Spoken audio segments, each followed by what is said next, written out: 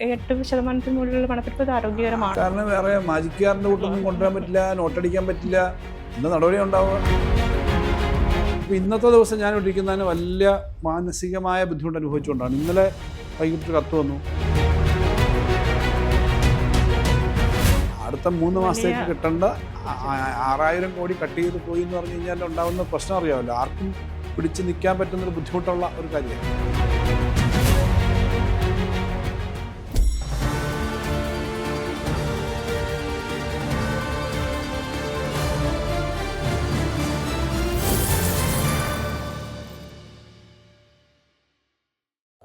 ഇന്ന് നമ്മുടെ അതിഥിയായിട്ടുള്ളത് ബഹുമാനപ്പെട്ട ധനമന്ത്രി ശ്രീ KN ബാലഗോപാലാണ്. നമസ്കാരം. നമസ്കാരം. തദ്ദേശ സ്വയംഭരണ തെരഞ്ഞെടുപ്പിന് ശേഷമുള്ള അഭിമുഖമാണല്ലോ. അപ്പം കേരളത്തിലെ UDF മുന്നേറ്റവും അതേപോലെ തിരുവനന്തപുരത്ത് NDAയുടെ മുന്നേറ്റവും ഒക്കെ എങ്ങനെയാണ് നോക്കിക്കാണുന്നത്? തെരഞ്ഞെടുപ്പിൽ തദ്ദേശ സ്വയംഭരണ തെരഞ്ഞെടുപ്പിനകത്ത് ഇടതുപക്ഷത്തിന് കുറേയേറെ സീറ്റുകൾ നഷ്ടപ്പെട്ടിട്ടുണ്ട്.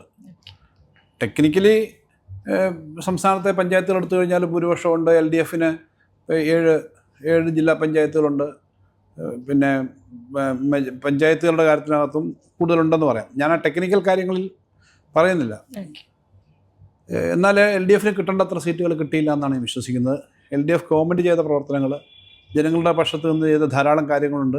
ആ കാര്യങ്ങൾ എല്ലാം ഉള്ളപ്പോഴും ആ തരത്തിൽ ഇടതുപക്ഷത്തിന് പിന്തുണ കിട്ടിയില്ല എന്ന് മാത്രമല്ല, ഇടതുപക്ഷത്തിന് കുറച്ച് നഷ്ടം ഉണ്ടായിട്ടുണ്ട്. പക്ഷേ ആ നഷ്ടം ജനങ്ങൾ വോട്ട് ചെയ്തപ്പോൾ ഉണ്ടായ പല കാരണങ്ങളും ഉണ്ടാവുമല്ലോ. അത് ജനങ്ങളുടെ അടുത്തേക്ക് പോയിട്ട് ഇക്കാര്യം നോക്കി കേരളത്തെ സംബന്ധിച്ച് ഇത്രയും കാര്യങ്ങൾ ചെയ്യാൻ പറ്റുന്നതും ഏറ്റവും കൂടുതൽ ഡെവലപ്മെൻറ്റ് കേരളത്തിലെ ജനങ്ങൾക്ക് ഉണ്ടാകുന്നതിന് വേണ്ടി എപ്പോഴും നടപടിയെടുക്കുന്നതും ഇടതുപക്ഷമാണ്. അപ്പോൾ ഇടതുപക്ഷം ജനങ്ങളുടെ അടുത്ത് നിന്ന് അവരുടെ ഭാഗത്തു നിന്നുള്ള വിമർശനങ്ങൾ കേട്ടുകൊണ്ട് കൂടുതൽ മെച്ചപ്പെടാൻ വേണ്ടി ശ്രമിക്കുകയാണ് ചെയ്യുന്നത്. ഗവൺമെൻറ്റിൻ്റെ പ്രവർത്തനത്തിലും അത്തരം കാര്യങ്ങളാണ് ചെയ്യാൻ പോകുന്നത്. രാഷ്ട്രീയമായ കാര്യങ്ങൾ പറയുമ്പോൾ വേറെ ഒത്തിരി കാര്യങ്ങളുണ്ട്. ഇപ്പോൾ തിരുവനന്തപുരത്ത് തന്നെ കുറേയേറെ സീറ്റുകൾ ആത്മഹത്യാപരമായ നിലപാടാണ് കോൺഗ്രസ് കാണിച്ചത്. അവരുടെ സീറ്റ് 10-20 സീറ്റിൽ അവർ 3-ാം സ്ഥാനത്ത് പോയി എന്ന് പറഞ്ഞാൽ ആ 3-ാം സ്ഥാനത്ത് അല്ലല്ലോ കോൺഗ്രസ്. അപ്പോൾ അവരുടെ വോട്ടുകൾ നേരെ പോയിട്ടുണ്ട്. ഇത് കൊല്ലത്തെടുത്താലും കാണാം. കൊല്ലം കോർപ്പറേഷൻ നല്ലൊരു തിരിച്ചടിയാണ് ഞങ്ങളെ സംബന്ധിച്ചുണ്ടായത്. അത് വലിയ വിഷമമുണ്ടാക്കുന്ന തിരിച്ചടിയാണ്. അങ്ങനൊരു തിരിച്ചടി ഉണ്ടാവുമെന്ന് പ്രതീക്ഷിച്ചില്ല എന്നുള്ളതാണ് ഏറ്റവും വലിയ പോരായ്മ. ഞങ്ങൾക്കത് മനസ്സിലാക്കാൻ പറ്റിയില്ല. അല്ലെങ്കിൽ കുറച്ച് അമിതമായ ആത്മവിശ്വാസത്തോടുകൂടി നിന്നു. കാരണം ധാരാളം കാര്യങ്ങൾ ചെയ്തു. അതിൻ്റെ റിവ്യൂ ഒക്കെ നടക്കുന്നേ ഉള്ളൂ. പക്ഷേ അവിടെ നോക്കുമ്പോൾ കഴിഞ്ഞ പ്രാവശ്യം 1000 വോട്ട് 500 ഒക്കെ കിട്ടിയ സ്ഥലത്ത് കോൺഗ്രസ്സിന് 100 വോട്ടിൽ താഴെയായിട്ടുണ്ട്. ഇതേപോലെ BJPക്ക് കിട്ടിയ സ്ഥലങ്ങളുണ്ട്. അവിടെയും അവരുടെ വോട്ട് വളരെ കുറച്ചിട്ടുണ്ട്. അപ്പോൾ അതൊരു ശരിയല്ലാത്ത, ഒരിക്കലും കോൺഗ്രസ് പോലൊരു പാർട്ടി, BJP എന്തും ചെയ്യും, കോൺഗ്രസ് പോലൊരു പാർട്ടി ചെയ്യാൻ പാടില്ലാത്ത കാര്യങ്ങൾ ചെയ്തിട്ടുണ്ട്. അതൊക്കെ ഡീറ്റെയിൽസിലേക്ക് പോകേണ്ടതാണ്. ഞാൻ പറഞ്ഞത് എന്തായാലും ഇടതുപക്ഷത്തിന് ഞങ്ങൾ ചെയ്ത ചില കാര്യങ്ങൾ എങ്കിലും ജനങ്ങളെ കൂടുതൽ ശരിയായ തരത്തിൽ ധരിപ്പിക്കാനും ഞങ്ങൾക്ക് എന്തെങ്കിലും പോരായ്മകളുണ്ടെങ്കിൽ അത് പരിശോധിക്കാനുള്ള ഉത്തരവാദിത്തം ഞങ്ങൾക്കുണ്ടെന്നാണ് ഞങ്ങൾ കാണുന്നത്.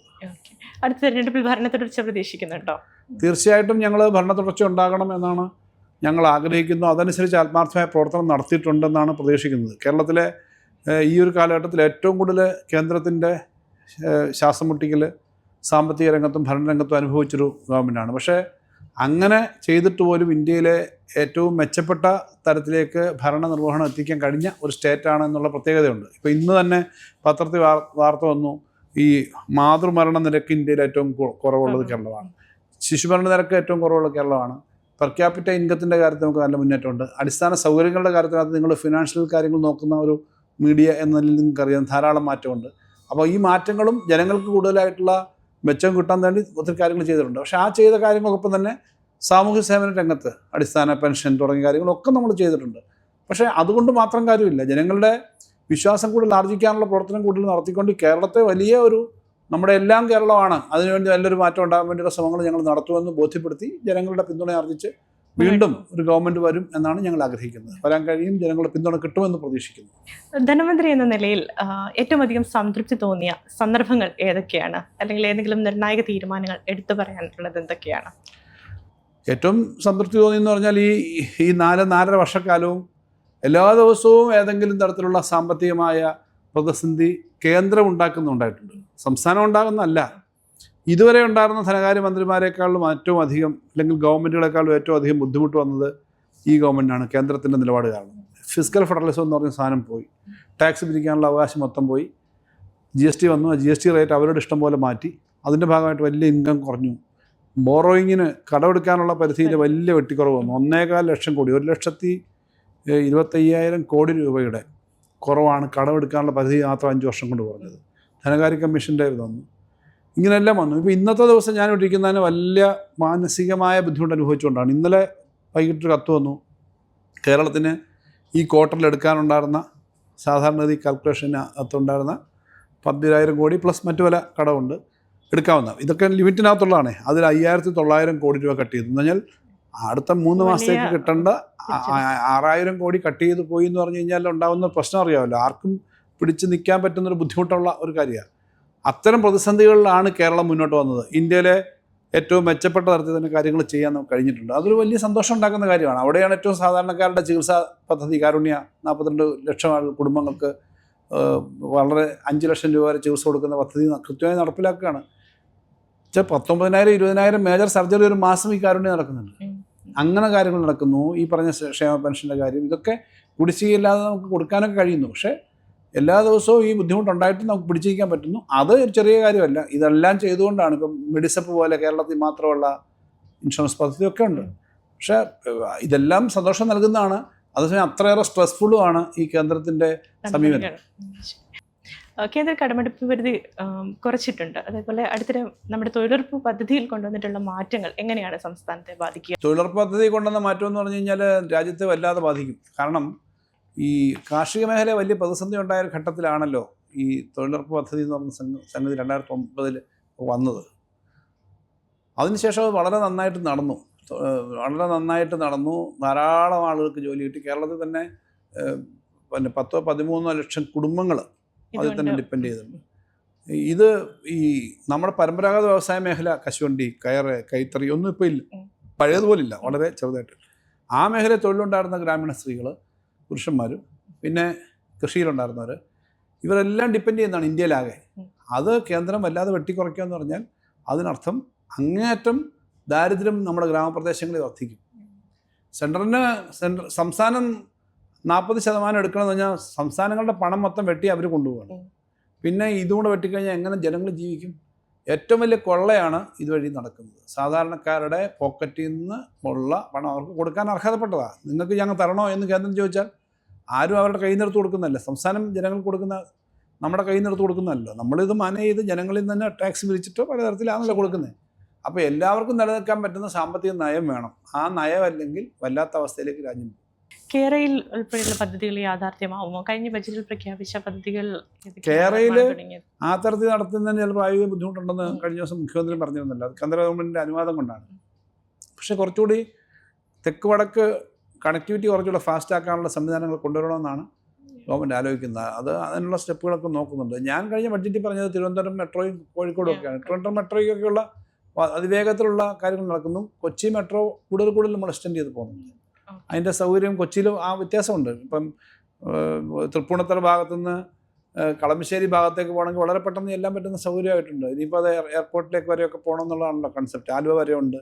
അപ്പോൾ ഇതുപോലുള്ള സൗകര്യങ്ങൾ പിന്നെ നല്ല വേഗത്തിൽ വരുന്നത്. അപ്പം നഗരങ്ങൾ വളരെ സജീവമാവും, കൂടുതൽ ആൾക്ക് ജോലി കിട്ടാൻ പറ്റുന്ന സെൻറ്ററാവും. അതുപോലെ ഈ 2 നഗരങ്ങൾ വിഴിഞ്ഞം കൂടി വന്നതോടുകൂടി തിരുവനന്തപുരം നമ്മൾ ചിന്തിക്കുന്നതിനപ്പുറം വലിയ ഗ്രോത്തുള്ള ഒരു നഗരമായി മാറും. അത്രയും വലിയ പോർട്ട് വന്നു. അപ്പോൾ അതിൻ്റെ കണക്ടിവിറ്റി, അതിൻ്റെ കാര്യങ്ങൾ നടക്കുന്നുണ്ട്. കോഴിക്കോടും അടുത്ത കുറേ പിന്നെ മെട്രോയുടെ കാര്യം ആലോചിക്കണം എന്ന് തന്നെയാണ് ഇപ്പോൾ പറഞ്ഞിട്ടുള്ളത്. അപ്പോൾ അത്തരം കാര്യങ്ങൾ വരും. അതുപോലെ തിരുവനന്തപുരം മുതൽ അല്ലെങ്കിൽ പാറശാല അല്ലെങ്കിൽ തിരുവനന്തപുരം മുതൽ കാസർഗോഡ് വരെയുള്ള കണക്ടിവിറ്റി കുറച്ചുകൂടി വേഗത്തിലാവുന്ന തരത്തിലുള്ള സംവിധാനങ്ങൾ വരും. ഭരണ തുടർച്ച ഉണ്ടായില്ലെങ്കിൽ ഈ പദ്ധതികളെ ബാധിക്കുമോ? അത് ഈ ഒരു കാര്യം വളരെ വ്യക്തമാണ്. കേരളത്തിൽ ഈ നല്ല മാറ്റം ഉണ്ടായത് ഒരു തുടർച്ച കാരണം തന്നെയാണ്. മറ്റേ ആദ്യം ഒരാൾ ചെയ്യും, പിന്നെ രണ്ടാമത് വരുമ്പോൾ തുടർച്ച ഉണ്ടാവില്ല. ഗവൺമെൻറ്റുകളുടെ കമ്പാരിസൺ ഒന്നും ഞാൻ പറയുന്നില്ല. നാരായണത്ത് ഭ്രാന്തിനെ പറ്റി പണ്ട് പറയുന്ന പോലെയാണ്. കല്ലുരുട്ടി മേളിൽ കൊണ്ടുപോകും, അത് കഴിഞ്ഞിട്ട് താഴോട്ട് വിടും. അത് അദ്ദേഹം തന്നെ താഴോട്ട് വിടുന്നത്. അത് പോട്ടെ. പക്ഷേ ഒരു ഗവൺമെൻറ് എപ്പോഴും കാര്യം ചെയ്യുമ്പോൾ ഏതൊരു ഗവൺമെൻറ് ആയാലും തുടർച്ചയായിട്ട് ഈ കാര്യങ്ങൾ ചെയ്യാൻ പറ്റുന്നത് നല്ലതാണ്. അങ്ങനെ ഗവൺമെൻറ്റുകൾ ചെയ്യാൻ പറ്റണമെങ്കിൽ തുടർച്ച വളരെ പ്രധാനമാണ്. കഴിഞ്ഞ ഗവൺമെൻറ് LDF ആയിരുന്നു. ആ ഗവൺമെൻറ് പ്രഖ്യാപിച്ച പല കാര്യങ്ങളും ഇപ്പോൾ ശമ്പള പരിഷ്കരണം അടക്കം വലിയ ഒരു ബാധ്യത വരുന്ന ശമ്പള പരിഷ്കരണമാണ് കഴിഞ്ഞ പ്രാവശ്യം പ്രഖ്യാപിച്ചത്. കിഫ്ബി പദ്ധതികൾ യഥാർത്ഥത്തിൽ അതിൻ്റെ ഏറ്റവും കൂടുതൽ ഉത്തരവാദിത്വം ഏറ്റെടുത്ത് നടപ്പിലാക്കിയത് ഈ ഗവൺമെൻറ്റാണ്. അപ്പോൾ ബാധ്യതകളുണ്ട്, പക്ഷേ ഈ നടപ്പിലാക്കിയത് തുടർച്ച ഉള്ളതുകൊണ്ടാണ്. കിഫ്ബിയുടെ ഇത്രയും 10,000 കോടിക്ക് അടുത്താണ് ഒന്നാം ഗവൺമെൻറ് സമയത്ത് ചിലവായത്.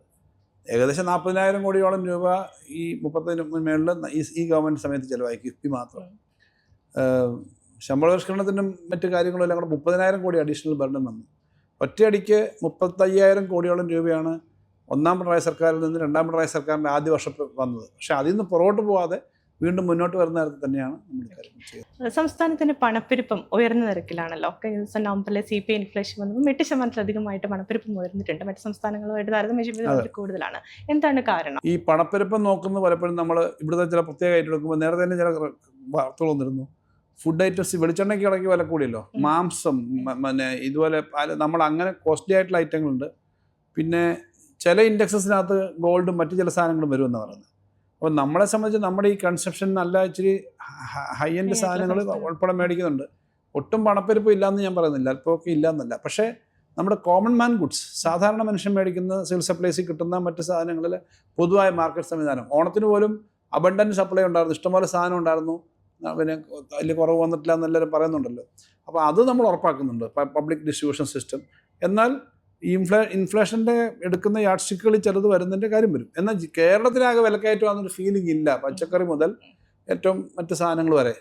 അതേസമയം ചില ഐറ്റങ്ങൾക്ക് കൂടിയത് അറിയാമല്ലോ, ചില ഇപ്പോൾ സാധാരണക്കാർ ഉപയോഗിക്കുന്ന സാധനങ്ങൾക്കില്ല. ഇനി മറുവശം ഞാൻ പറയാം, ഇന്ത്യയിൽ കഴിഞ്ഞ 2 ക്വാർട്ടറായിട്ട് ഇന്ത്യയിലെ മറ്റ് പല സെക്ടറായിട്ട് എടുക്കുമ്പോൾ പണപ്പെരുപ്പം ഇല്ല, ഒരു നെഗറ്റീവായിട്ട് പോകുന്നു എന്നുള്ള സംഗതി വരുന്നു. പണപ്പെരുപ്പമേ ഇല്ല, അല്പം വില കുറയുന്നു.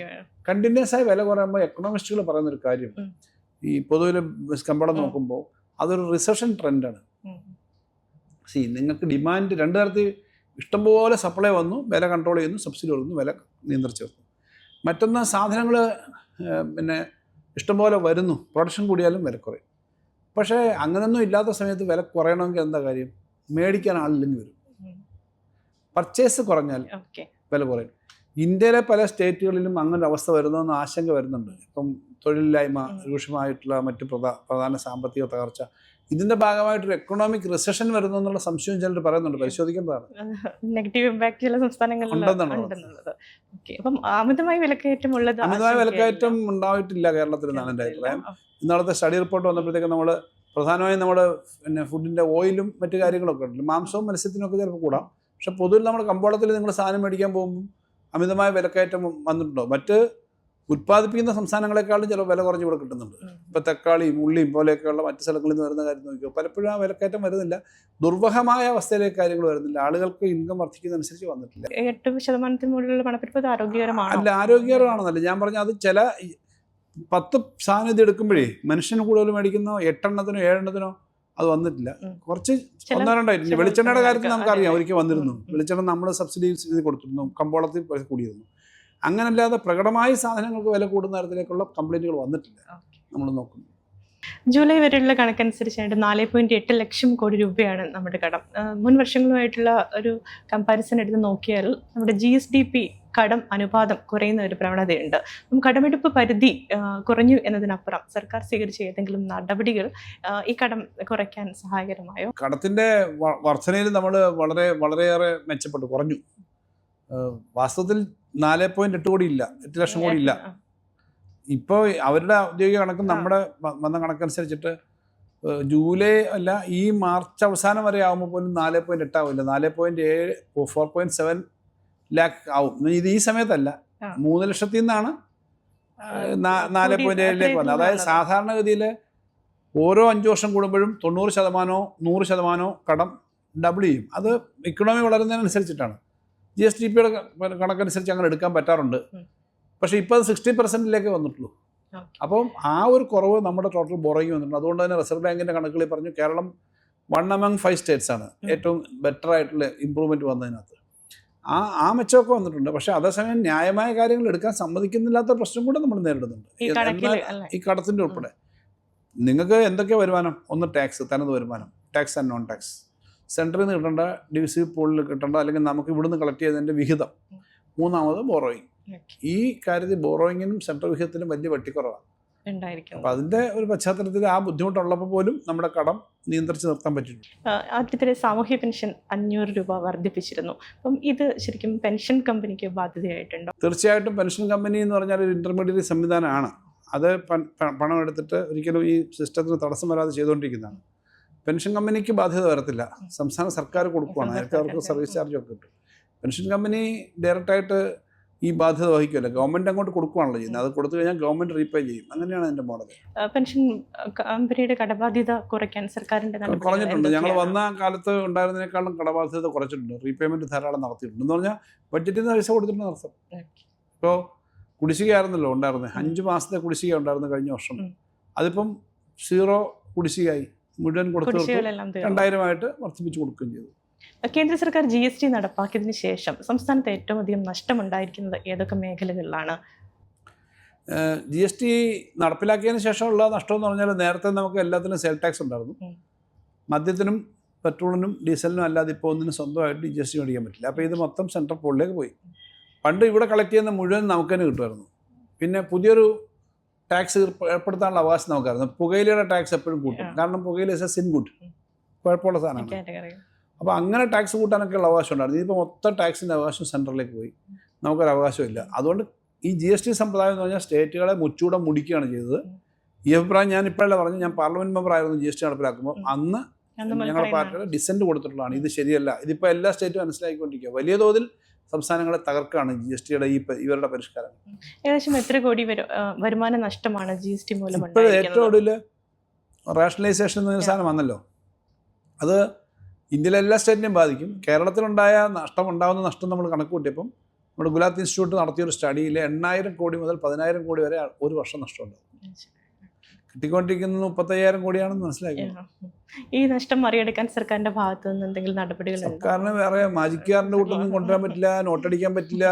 എന്താ നടപടി ഉണ്ടാവുക? ഈ നിങ്ങൾക്ക് നിങ്ങളുടെ ചാനലിന് പരസ്യമൊന്നും കിട്ടുന്നില്ല, നേരത്തെ ഉള്ള ഒരു വരുമാനവും ഇല്ല, നിങ്ങളെന്താ പരിപാടി ഉണ്ടാക്കുക വേറെ എന്ന് പറയുന്ന പോലെയാ.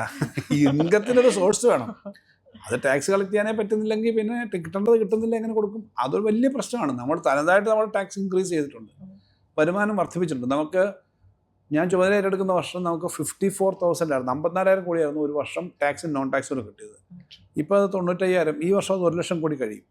ഇതിനകത്ത് നമുക്ക് ടാക്സിൽ റേറ്റ് വർദ്ധിപ്പിക്കാൻ പറ്റത്തില്ല. ഞാൻ നേരത്തെ പറഞ്ഞല്ലോ, മദ്യം കഴിഞ്ഞ 5 വർഷമായിട്ട് കൂട്ടിയിട്ടില്ല. ഇടയ്ക്ക് ഒരു കുപ്പിക്ക് ഒരു 10 രൂപ അങ്ങനെ ഒരു സെസ് വന്നിരുന്നു. പക്ഷെ 5 വർഷത്തിൽ മദ്യം കൂട്ടാതിരിക്കുന്നത് സാധാരണയല്ല. പക്ഷെ എന്തുകൊണ്ടാണ് കൂട്ടാഞ്ഞത്?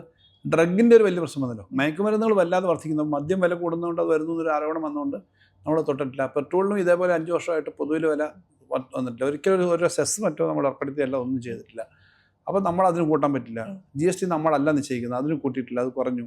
ഇതെല്ലാം വന്നിട്ടാണ് നമ്മൾ പിടിച്ചിരിക്കുന്നത്. അപ്പോൾ എക്കണോമിയിൽ അതുകൊണ്ടാണ് നേരത്തെ ധൈര്യത്തോട് പറഞ്ഞത്, വല്ലാതെ വിലക്കയറ്റമൊന്നും വരുന്ന തരത്തിലേക്ക് ഒരു നടപടിക്രമം നമ്മൾ എടുത്തിട്ടില്ല. പക്ഷെ അങ്ങനെ നിൽക്കുമ്പോഴും നമ്മൾ ഈ വരുമാനം ഇത്രയും വന്നു, ഇനി എങ്ങനെ ഇതിനെ അപ്പുറം എങ്ങനെയാണ് നമുക്ക് മാനേജ് ചെയ്യാൻ പറ്റുക? ഇതൊരു പ്രശ്നമാണ്. ഇപ്പോൾ ഇതെല്ലാ സ്റ്റേറ്റുകളും അനുഭവിക്കുന്നതാണ്. അതിൻ്റെ പേരിലുള്ള വലിയ അതിർത്തി സംസ്ഥാനങ്ങളിലാകെ ഉണ്ട്. ധനവകുപ്പിന് കീഴിലുള്ള KSFE പ്രവർത്തനം മെച്ചപ്പെടുത്തിയിട്ടുണ്ട്. ബിസിനസ് 1,00,000 കോടി രൂപയിലെത്തിയിരുന്നു. അതേപോലെ KFC റെക്കോർഡ് അറ്റാദായം നേടിയിട്ടുണ്ട്. അപ്പം സർക്കാർ ധനവകുപ്പിന്റെ ഏതൊക്കെ നടപടികളാണ്? ധനവകുപ്പിന്റെ എല്ലാ വകുപ്പുകളിലേക്കും ധനമെത്തിക്കുന്നത് ധനവകുപ്പ് തന്നെയാണ്. കാരണം ഇതിൻ്റെ ഒന്ന് മാനേജ് ചെയ്യുന്നതിൻ്റെ ജോലിയാണ്. KSFEയും KFCയും ധനവകുപ്പിന് കീഴിൽ വളരെ സ്വതന്ത്രമായി പ്രവർത്തിക്കുന്ന 2 ധനകാര്യ സ്ഥാപനങ്ങളാണ്. വാസ്തവത്തിൽ നമ്മൾ ഡേ ടു ഡേ അഡ്മിനിസ്ട്രേഷൻ ധനവകുപ്പ് ഇടപെടാറില്ല. ആളുകൾ അതിനൊക്കെ ഓരോ അതിൻ്റെ ചെയർമാന്, MD, പ്രൊഫഷണൽ ടീം, ഈ 2 സ്ഥാപനങ്ങളും അങ്ങനെ തന്നെയുള്ളൂ. ഓഫീസേഴ്സ് ഉണ്ട്, ഗവൺമെൻറ് ഓഫീസേഴ്സ് കമ്മിറ്റിയിലൊക്കെ ഉണ്ട്. KSFE 1,00,000 കോടിയിലേക്ക് അവരുടെ ബിസിനസ് എത്തി. ഇന്ത്യയിലെ ഏറ്റവും വലിയ നോൺ ബാങ്കിങ് ബാങ്ക് സ്ഥാപനം എന്ന നിലയിൽ അത് വലിയൊരു അച്ചീവ്മെൻ്റ് ആണ്. അത്യാവശ്യം മെച്ചമുള്ള ലാഭത്തിലാണ്. അസാമാന്യ ലാഭം ഉണ്ടാക്കാറൊന്നുമില്ല, കാരണം പൊതുമേഖലയുടേതായ എല്ലാ ആനുകൂല്യങ്ങളും ജനങ്ങൾക്ക് വലിയ ബുദ്ധിമുട്ടുണ്ടാക്കാതെ കൈകാര്യം ചെയ്ത് പോകുന്നുണ്ട്, നന്നായി പോകുന്നുണ്ട്. ബ്രാഞ്ചുകൾ കൂടി, ഫണ്ട് കൂടി, ഒരു 50,000 കോടിയിൽ നിന്ന് ഈ 4 വർഷം കൊണ്ട് 5 വർഷം കൊണ്ട് ഏറെ ഡബിളായി. KFC ആണെങ്കിൽ ഏറ്റവും കൂടുതൽ ലോണുകൾ കൊടുക്കുന്നത്, ചിട്ടി പോലെയല്ല ലോണുകൾ, അത് നമ്മൾ 10,000 കോടിയിലേക്ക് എത്തും ഇപ്പോൾ ടോട്ടൽ ബിസിനസ്. മറ്റേ 1,00,000 കോടി എന്ന് പറഞ്ഞാൽ ചിട്ടിയും എല്ലാം കൂടി ചേർന്നതാണ്. 4,000 ചില്ലാനം കോടിയിൽ നിന്നാണ് നമ്മൾ 10,000 കോടിയിലേക്ക് എത്തുമെന്ന് പ്രതീക്ഷിക്കുന്നു. ഇപ്പോൾ 9,000 കോടിക്ക് എത്തിക്കാണെന്ന് ഞാൻ വിചാരിക്കുന്നു. അവിടെ ഈ 2 കോടി രൂപ വരെയുള്ള സ്റ്റാർട്ടപ്പ് ലോൺ എടുക്കുന്നവർക്കൊക്കെ 5% പലിശയ്ക്ക് കൊടുക്കുന്നുണ്ട്. ഇങ്ങനെയൊക്കെയുള്ള പല സ്കീമുണ്ട്. അത് ഗവൺമെൻറ് സബ്സിഡി കൊടുക്കും. പിന്നെ നമ്മളൊരു പുതിയ ഏരിയയിൽ കുറച്ച് ഡെവലപ്മെൻറ്റ് വരാൻ വേണ്ടിയിട്ട് നമ്മൾ സബ്സിഡൈസ്ഡ് ആയിട്ട് ലോൺ കൊടുക്കും. ഗവൺമെൻറ് സബ്സിഡൈസ് ചെയ്യും. ഗവൺമെൻറ് ഷെയർ 430 കോടിയോ മറ്റോ 430 കോടിക്ക് അടുത്തായിരുന്നു ഞാൻ ചുമതലയായിരിക്കുന്ന സമയത്ത്. 500 കോടി രൂപയാണ് KFCക്ക് പുതുതായിട്ട് ക്യാപിറ്റൽ കൊടുത്തത് എന്ന് പറഞ്ഞാൽ അത്രയും കൂടെ അവർക്ക് ബിസിനസ്സിന്. അപ്പം ധാരാളം ബിസിനസ് രംഗത്ത് ഇടപെടാൻ അവർക്ക് പറ്റുന്നുണ്ട്. ചെറുകിട ഇടത്തരം സ്ഥാപനങ്ങൾക്ക് അവരുടെ ക്യാപിറ്റലിൻ്റെ ആവശ്യത്തിന് വേണ്ടി ഉപയോഗിക്കാൻ പറ്റും. ഈ പലിശ നിരക്ക് കുറച്ച് നടപടിയൊക്കെ നമ്മുടെ ധനവകുപ്പ് ഈ പലിശ ഇപ്പോൾ തന്നെ വലിയ ഹോട്ടൽസിന് 50 കോടി രൂപ വരെ ടൂറിസം ഇൻഫ്രാസ്ട്രക്ചർ എന്ന് പറഞ്ഞാൽ basically convention centres and hotels 50 കോടി രൂപ വരെ കൊടുക്കാനുള്ള പദ്ധതി ഇപ്പം നടക്കാൻ പോകണം. അതിന് 2% ഇനിഷ്യൽ ഇയേഴ്സിൽ സബ്സിഡി കൊടുക്കും അത്രയും ലോണിന്. ഇപ്പോൾ ഓൺ യുവർ ഓഫീസ്, നിങ്ങൾ ബിൽഡ് യുവർ ഓഫീസ് എന്ന കൺസെപ്റ്റ്, ഓൺ യുവർ ഓഫീസ്. നിങ്ങളിപ്പോൾ ഒരു ബിസിനസ് നടത്തുന്ന ആളാണ്, ഒരു 10-100 പേരുണ്ട്, നിങ്ങൾക്ക് ഇനിയും കൂടുതൽ ഓരോ ഓഫീസോടെ പണിയണം. അതിന് 5% അടുത്ത് നമ്മൾ ഡിസ്കൗണ്ട് 4% ഇൻട്രസ്റ്റ് സബ്സിഡി കൊടുക്കുന്ന 10 കോടി രൂപ വരെയുള്ള ലോൺ കൊടുക്കുന്നു. ഇതൊക്കെ കേരളത്തിൽ നടത്തുന്ന വളരെ പ്രത്യേകതയുള്ള കാര്യങ്ങൾ. അപ്പോൾ കൂടുതൽ ഫെസിലിറ്റീസ് നമ്മുടെ നാട്ടിൻപുറത്തൊക്കെ വരും.